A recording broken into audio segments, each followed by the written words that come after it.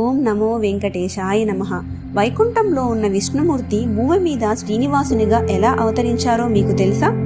భూమి మీద మానవ రూపంలో సంచరిస్తున్న స్వామివారు శిలారూపం ఎలా దాల్చారో ఈ వీడియోలో క్లుప్తంగా తెలుసుకుందాము. ఒకసారి భృగు మహర్షి విష్ణుమూర్తిని పరీక్షించడానికి వైకుంఠానికి వెళ్లారు. అప్పుడు ఆయన కాలు విష్ణుమూర్తికి తగిలింది. అది చూసిన లక్ష్మీదేవి విష్ణుమూర్తి మీద కోపంతోటి అలిగి భూమి మీదకు వచ్చేసింది.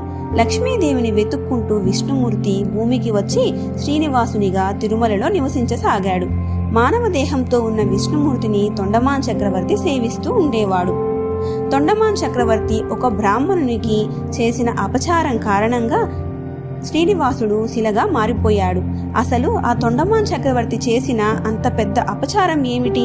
పూర్తి కథ తెలుసుకోవాలి అంటే లాంగ్ వీడియో తప్పకుండా చూడాల్సిందే.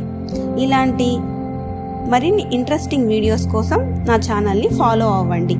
నా వీడియోస్ కానీ నచ్చినట్లయితే లైక్ చేయండి, షేర్ చేయండి, సబ్స్క్రైబ్ చేయండి. Thank you for watching my videos. Thank you.